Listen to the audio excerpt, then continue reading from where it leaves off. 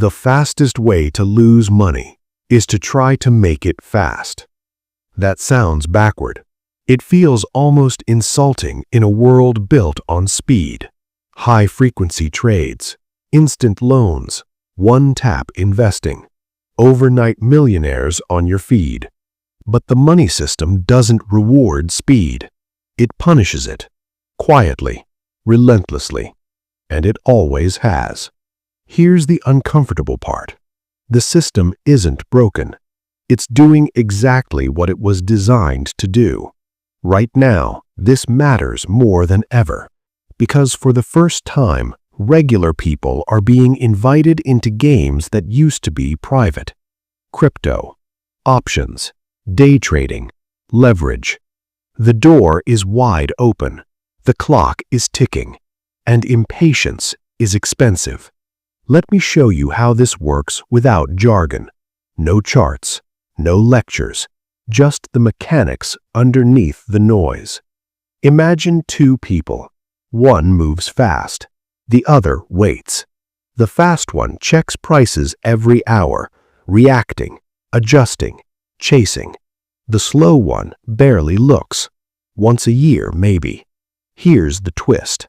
The slow one usually wins, not because they're smarter, but because the system quietly transfers money from speed to patience. Let's rewind. Long before apps and screens, money had a rhythm. Interest accrued slowly. Businesses grew slowly. Wealth compounded quietly. Then speed arrived. Computers made trading instant. News became real time. Markets moved in milliseconds. Suddenly, reacting felt like control. But control is not the same as advantage. In fact, speed introduced a hidden tax. Every time you act quickly, the system takes a cut. Fees, spreads, slippage, taxes, bad timing. None of these feel dramatic. That's the trick. Take trading fees, a fraction of a percent. Sounds harmless, but compound that over thousands of fast decisions. Now it's not small, it's structural. The same with taxes. Short-term gains are taxed harder than long-term ones. That's not accidental. That's policy. The system literally charges you more for being impatient. Now let's talk about risk.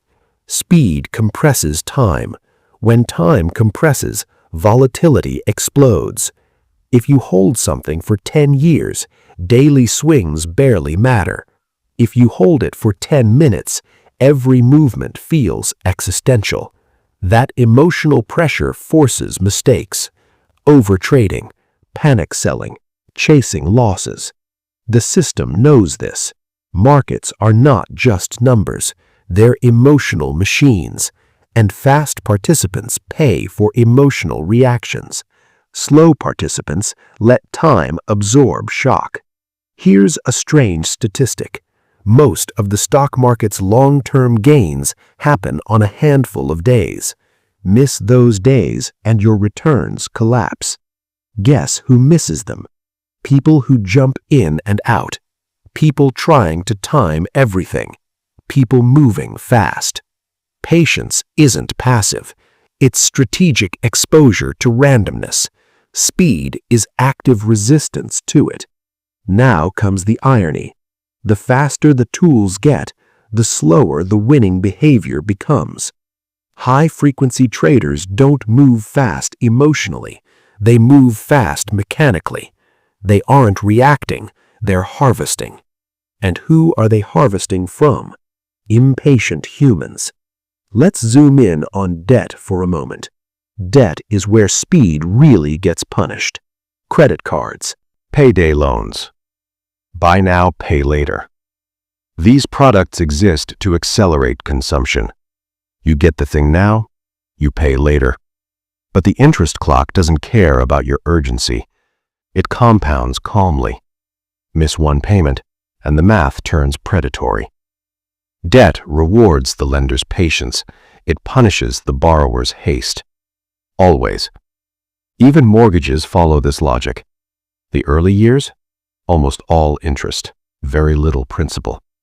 Time benefits payday loans. Buy now, pay later. These products exist to accelerate consumption. You get the thing now, you pay later. But the interest clock doesn't care about your urgency. It compounds calmly. Miss one payment, and the math turns predatory. Debt rewards the lender's patience. It punishes the borrower's haste. Always. Even mortgages follow this logic. The early years, almost all interest, very little principal. Time benefits the system first, then, slowly, you. The same math shows up in investing. Compounding is often described as magic. It's not. It's delayed gratification weaponized. In the first few years, nothing seems to happen. That's why most people quit. Then, years later, the curve bends. By then, most fast movers are gone. This is why patience feels boring, and why boredom is profitable. Now let's address the hype. Every cycle has a story that promises speed. .com stocks, house flipping, meme coins, AI trading bots. The language is always the same. This time is different. Old rules don't apply. Get in early. Early is not the same as fast. Early means before something matures. Fast means before you understand it. The system rewards the first. It destroys the second. When hype peaks, speed is punished most brutally, because prices already reflect urgency. What you're really buying is someone else's impatience, and selling later to someone even more impatient. That chain eventually ends. It always does. Now zoom out further. The entire financial system is built on time preference. Those who can wait, lend. Those who can't, borrow. Those who defer consumption earn yield. Those who accelerate it pay interest. This isn't moral, it's mechanical. Central banks understand this deeply. That's why interest rates exist. Raising rates rewards saving and patience. Lowering them rewards borrowing and speed. Every policy shift redistributes money along that axis, quietly, predictably, over decades. This is why wealth inequality grows without anyone stealing anything. Time is unevenly distributed. Some people can wait, some people can't. The system doesn't care why, it just prices it. Now here's the part nobody likes to hear. Trying to beat the system with speed usually puts you against professionals whose entire edge is speed. Better infrastructure, better data, better algorithms, lower costs. You're racing Formula One cars on foot. Patience, however, is the one edge they can't fully neutralize, because patience removes you from the race. It lets math work without friction. It lets mistakes wash out. It lets randomness turn friendly. This is why the most boring portfolios often outperform exciting ones, not every year, but over time. And time is the only referee that matters. Still, patience feels risky, because doing nothing looks like missing out. Speed looks productive. Patience looks lazy. The system exploits that discomfort. Notifications, breaking news, red numbers, all designed to shorten your horizon. Because when your horizon shrinks, your costs explode, and your probability of error spikes. Now let's talk about the hidden mechanism. Most people think the system rewards intelligence. It doesn't. It rewards alignment. If your behavior matches how money actually grows, you'll reward it. If it fights that reality, you're taxed. Mentally, emotionally, financially. This is why smart people still lose money.